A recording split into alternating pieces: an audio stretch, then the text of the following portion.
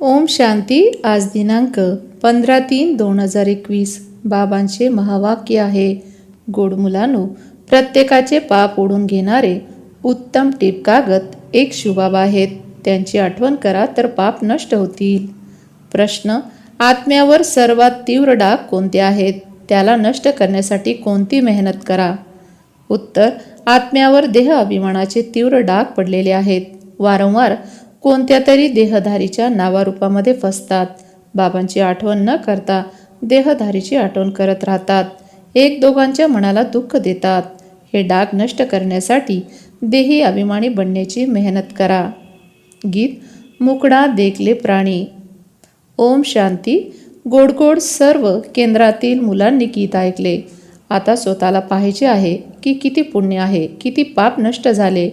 सारी दुनिया साधू संत इत्यादी बोलवत आहेत की हे पतित पावन एकच पतितांना पावन बनवणारे शिवबाबा आहेत. बाकी सर्वांमध्ये पाप आहेत. हे तर तुम्ही जाणत आहात की आत्म्यामध्ये पाप आहेत. पुण्य पण आत्म्यामध्येच आहेत. आत्माच पावन, आत्माच पतित बनत आहे. येथे सर्व आत्मे पतित आहेत. पापाचे डाग लागले आहेत. त्यामुळे पाप आत्मा म्हटले जाते.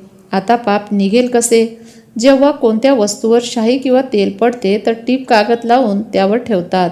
तो सारा ओढून घेतो. आता सर्व मनुष्य आठवण करत आहेत एकाचीच, कारण तेच टीप कागद आहेत. पतित पावन आहेत. त्यांच्याशिवाय आणखीन कोणी टीप कागद नाही. ते तर जन्मजन्मी गंगा स्नान करून आणखीनच पतित बनले आहेत.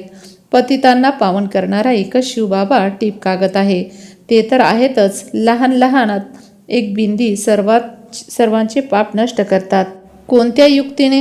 फक्त म्हणतात, माझी टीप कागदाची फक्त आठवण करा. मी तर चैतन्य आहे ना, तुम्हाला आणखीन कोणता त्रास देत नाही. तुम्ही पण आत्मा बिंदी, बाबा पण बिंदी आहेत. म्हणतात, फक्त माझी आठवण करा तर तुमचे सर्व पाप नष्ट होतील. आता प्रत्येकाने आपल्या मनाला विचारले पाहिजे की आठवणीने किती पाप नष्ट झाले आहेत आणि आम्ही किती केले आहेत, बाकी किती पाप राहिले आहे. हे माहीत कसे पडेल? दुसऱ्याला पण रस्ता दाखवत राहा की एक टीप कागदाची आठवण करा. सर्वांना ही मत देणे चांगले आहे ना? हे पण आश्चर्य आहे. ज्यांना मत दिली ते तर बाबांची आठवण करतात आणि जे मत देतात ते स्वतः आठवण करत नाही. त्यामुळे पाप नष्ट होत नाही. पतित पावन तर एकालाच म्हटले जाते. अनेक पापे लागली आहेत. काम विकाराचे पाप, देह अभिमानाचे तर पहिल्या नंबरचे पाप आहे, जे सर्वात खराब आहे. आता बाबा म्हणतात, देही अभिमानी बना. जेवढी माझ्या एकटेची आठवण कराल तर तुमच्यामध्ये जी भेसळ पडली आहे ती नाहीशी होईल. आठवण करायची आहे.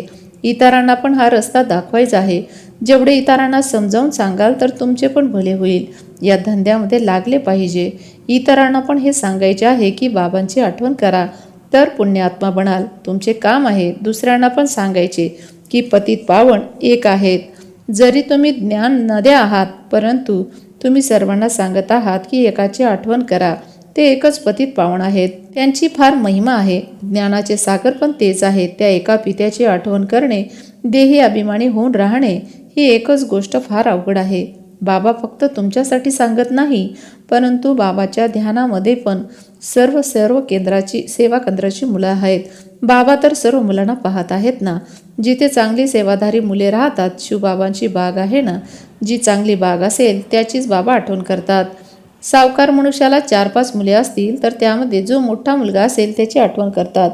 मुले पण वेगवेगळ्या प्रकारची आहेत ना, तर बाबा पण आपल्या मोठ्या बागेची आठवण करतात. कोणाला पण हा रस्ता सांगणे सहज आहे. शिवबाबांची आठवण करा, तेच पतित पावन आहे. स्वतः म्हणतात, माझी आठवण केल्यामुळे तुमची पाप नष्ट होतील. किती उत्तम टीप कागद आहे. साऱ्या दुनियेसाठी सर्व त्यांची आठवण करत आहेत. कोणाला पण रस्ता सांगणे सोपे आहे.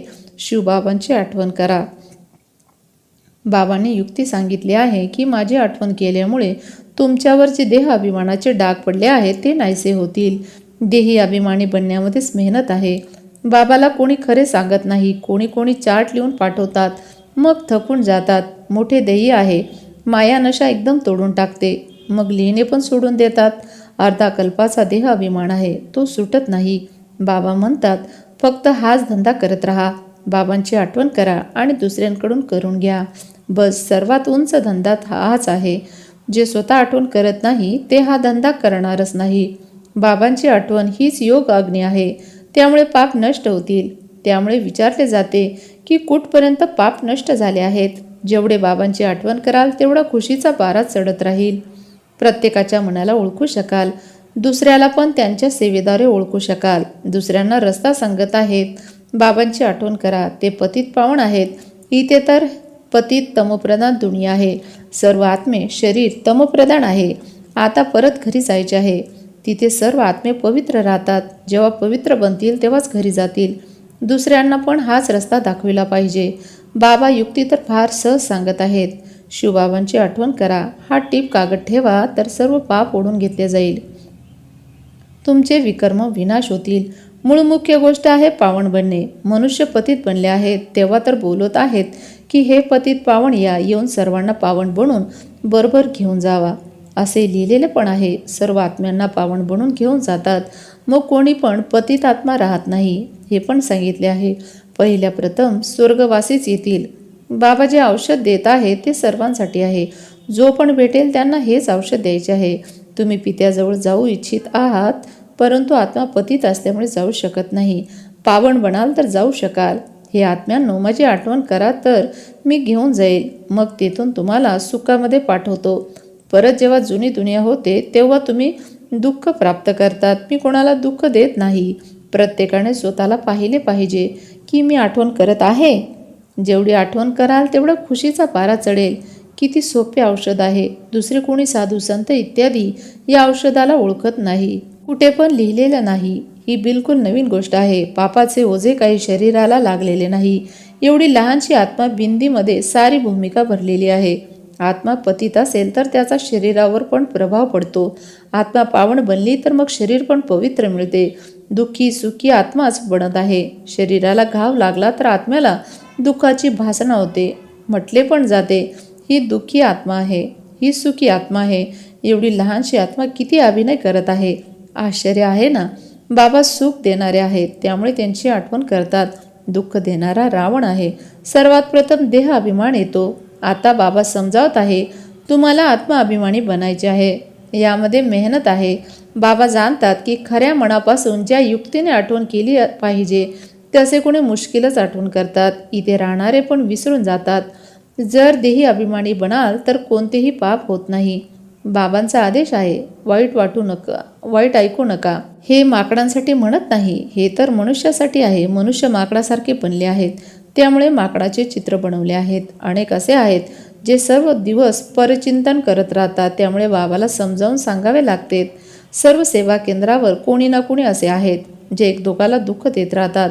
कोणी चांगले पण आहेत जे बाबांच्या आठवणीमध्ये राहतात. स्वतः समजतात की मनसा वाचा कर्मणा कोणाला दुःख तर दिले नाही, वाचेने तर कोणाला दुःख दिले नाही तर दुःखी होऊन मराल. बाबा म्हणतात तुम्हा मुलांना सर्वांना सुख द्यायचे आहे. सर्वांना सांगायचे आहे की देही अभिमानी बना. बाबांची आठवण करा. आणखीन काही पैशांची देवाणघेवाणाची गोष्ट नाही. फक्त अतिप्रिय बाबांची आठवण करा तर तुमचे विकर्म विनाश होतील. तुम्ही विश्वाचे मालक बनाल. भगवान वाच मन मनाभव. एक बाबांची आठवण आणि वारशाची आठवण करा. दुसरे काही पण आपसामध्ये बोलू नका. फक्त बाबांची आठवण करा. दुसऱ्यांचे कल्याण करा. तुमची अवस्था अशी गोड असली पाहिजे. त्यामुळे कोणी पण येऊन पाहिले तरी बोलवतील की बाबांची मुले टीप कागद आहेत. आता ती अवस्था बनलेली नाही. बाबाला कोणी विचारले तर बाबा म्हणतील टीप कागद तर काय, आता तर कागद पण बनलेले नाहीत. बाबा सर्व सेवा केंद्रातील मुलांना समजावून सांगतात. मुंबई, कलकत्ता, दिल्ली सर्व ठिकाणी मुले तर आहेत ना. तक्रार येते की बाबा हे फार तंग करत आहे. पुण्य आत्मा बनण्याऐवजी आणखीनच पाप आत्मा बनतात. बाबाला कोणी विचारले तर झटक्यात सांगू शकतील. शिवबाबा तर सर्व काही ओळखत आहे. त्यांच्याजवळ सर्व हिसाब किताब आहे. हे बाबा पण सांगू शकतात. चेहऱ्याद्वारे सर्व माहीत पडते. जे बाबांच्या आठवणीमध्ये मस्त आहेत त्यांचा चेहरा खुशनुमा देवतांसारखा आहे.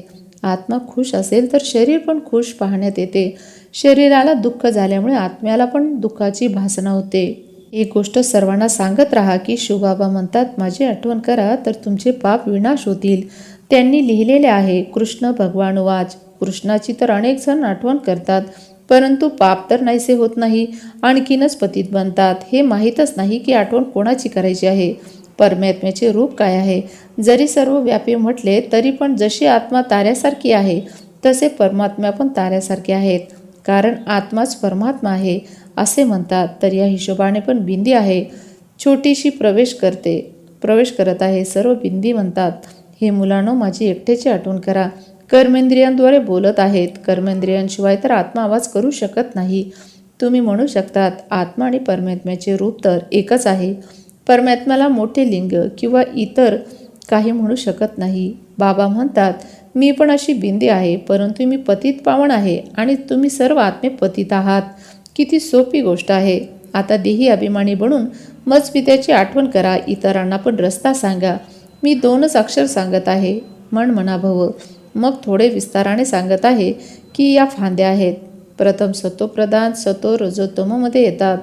पाप आत्मा बनल्यामुळे किती डाग लागले आहेत. ते डाग नाहीसे कसे होतील?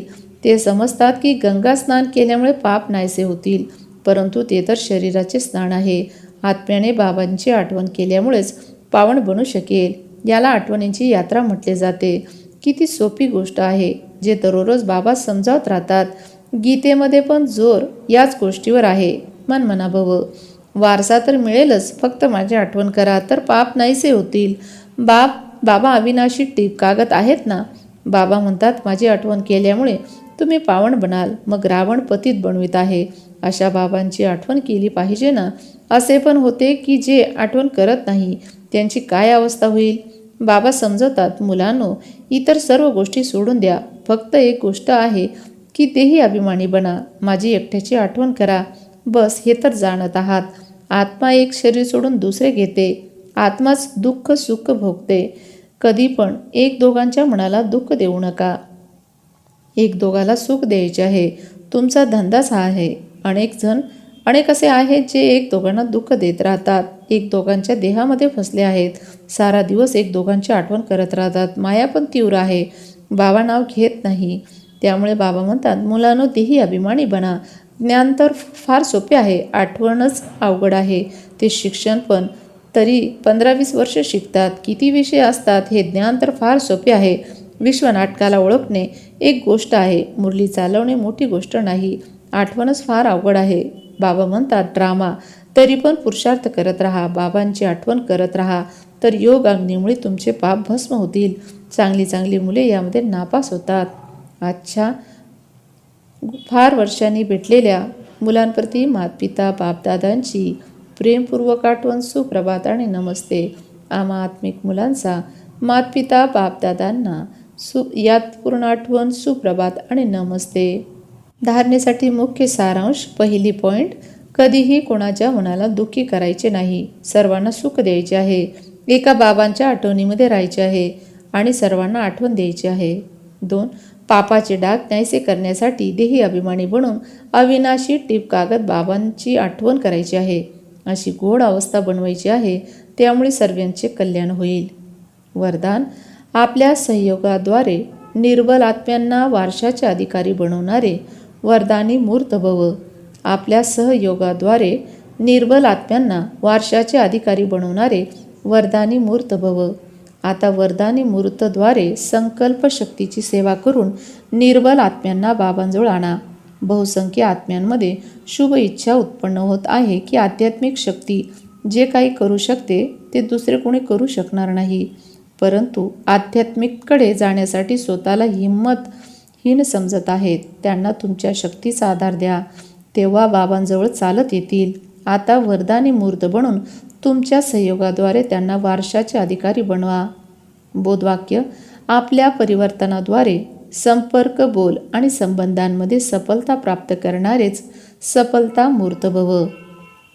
आपल्या परिवर्तनाद्वारे संपर्क, बोल आणि संबंधामध्ये सफलता प्राप्त करणारेच सफलता मूर्त आहेत. ओम शांती.